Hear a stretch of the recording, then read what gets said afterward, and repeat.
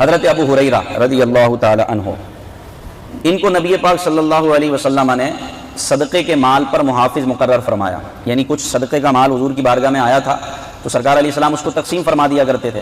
جب رات ہو جاتی تو اس پر کسی کو محافظ مقرر فرماتے جو اس کی حفاظت کرتا، پھر جیسی صبح ہوتی تو پھر آپ فقراء میں وہ صدقات تقسیم فرماتے۔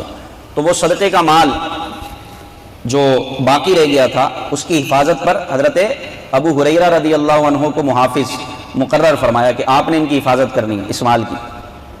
تو حضرت ابو ہریرہ رضی اللہ تعالیٰ عنہ اس مال کی دیکھ بھال کرنے کے لیے وہاں رات آپ نے بسر کی، اس کے محافظ بن کر آپ وہاں اس مال کے پاس موجود تھے۔ تو آپ فرماتے ہیں کہ میں کیا دیکھتا ہوں کہ ایک شخص آیا ہے اور اس نے صدقے کا مال لینا شروع کر دیا، صدقے کا مال بھرنا شروع کر دیا۔ میں نے اس کو پکڑ لیا، میں نے کہا تم کیا کر رہے ہو؟ تو وہ چور تھا، میں نے اس کو پکڑ لیا، وہ گھبرا گیا اور میں نے اس کو کہا کہ اب میں صبح رسول اللہ صلی اللہ علیہ وسلم کی بارگاہ میں تمہیں پیش کروں گا، صبح حضور کی بارگاہ میں پیش کروں گا اور سرکار علیہ الصلوۃ والسلام حکم نافذ فرمائیں گے جو چور کی سزا ہوتی ہے۔ اب اس نے رونا شروع کر دیا، دعائیاں دینا شروع کر دیں اور کہا کہ میرے چھوٹے چھوٹے بچے ہیں، مجھے معاف کر دو، میں محتاج ہوں، اس طرح کی باتیں اس نے کی۔ تو حضرت ابو ہریرہ رضی اللہ تعالی عنہ نے اس کو چھوڑ دیا، آپ کو رحم آ گیا، آپ نے اس کو چھوڑ دیا۔ جب صبح ہوئی تو آپ بارگاہ رسالت صلی اللہ علیہ وسلم میں حاضر ہوئے۔ ابھی آپ اس رات والے واقعے کے بارے میں کچھ کہتے، اس سے پہلے ہی نبی پاک صلی اللہ علیہ وسلم نے ارشاد فرمایا، اے ابو ہریرہ اس رات والے چور کا کیا ہوا؟ نا سبحان اللہ، یہ ہے ہمارے آقا کا علم جس کو ہم کہتے ہیں علم غیب مصطفیٰ صلی اللہ علیہ وسلم۔ رات کو جو واقعہ ہوا وہ صبح بتا دیا۔ تو نبی پاک صلی اللہ علیہ وسلم نے ارشاد فرمایا، ابو ہریرہ رات کے چور کا واقعے کا کیا ہوا؟ اس رات والے چور کا کیا ہوا؟ تو حضرت ابو ہریرہ رضی اللہ عنہ صحابی رسول تھے، وہ جانتے تھے ہمارے آقا کو علم ہے، انہوں نے تو فرش پہ بیٹھ کے ہمیں عرش کی باتیں بتائی ہیں، جنت میں یہ ہے، جنت کی یہ نعمتیں، یہ کس نے بتائی ہیں؟ قیامت کب آئے گی، قیامت کی نشانیاں کیا ہیں، یہ کس نے بتائی ہیں؟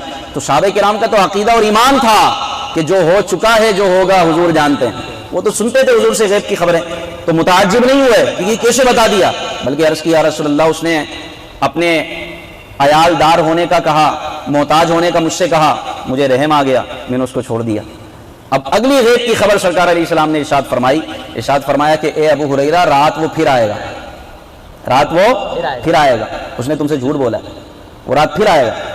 حضرت ابو ہریرہ رضی اللہ عنہ دوبارہ رات گئے صدقے کے مال کی حفاظت کے لیے، اور آپ نے جب سن لیا تھا حضور علیہ السلام کی زبانی کہ وہ رات پھر آئے گا تو آپ کو یقین تھا وہ ضرور آئے گا، تو آپ آنکھیں بند کر کے آپ لیٹ گئے اور آپ ایسا آپ نے ہیئت بنائی کہ جیسے کہ آپ سو رہے ہیں، کسی کو پتہ ہی نہیں چلے۔ لہٰذا حسب معمول وہ چور دوبارہ آیا اور اس نے پھر صدقے کا مال بھرنا شروع کیا۔ حضرت ابو ہریرہ رضی اللہ عنہ نے پھر اس کو پکڑ لیا اور کہا کہ اب تو میں تجھے لازمی حضور کی بارگاہ میں صبح پیش کروں گا، لازمی سرکار علیہ الصلوۃ والسلام کی بارگاہ میں پیش کروں گا۔ اس نے پھر اپنے محتاج ہونے کا، عیال دار ہونے کا کہا کہ اب میں نہیں آؤں گا، مجھے چھوڑ دو، اب میں نہیں آؤں گا۔ حضرت ابو ہریرہ رضی اللہ عنہ کہتے ہیں مجھے پھر رحم آ گیا، میں نے اس کو چھوڑ دیا۔ پھر صبح ہوئی، حضور کی بارگاہ میں حاضر ہوا، نبی پاک صلی اللہ علیہ وسلم نے پھر ارشاد فرمایا، رات والے چور کا کیا ہوا؟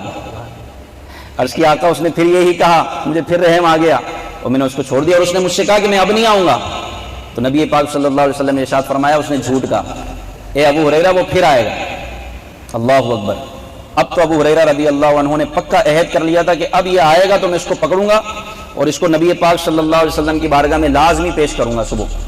ایسا ہی ہوا، تیسری رات وہ پھر آیا، آپ نے پھر اس کو پکڑ لیا اور اس کو ایک ستون سے باندھ لیا اور کہا اب تو صبح لازمی حضور کی بارگاہ میں پیش کروں گا۔ عجیب چور ہے، اپنے محتاج ہونے کا بولتا ہے میں چھوڑتا ہوں، پھر آ جاتا ہے، پھر اپنے محتاج ہونے کے بارے میں بتاتا ہے میں چھوڑتا ہوں، پھر آ جاتا ہے، اب نہیں چھوڑوں گا۔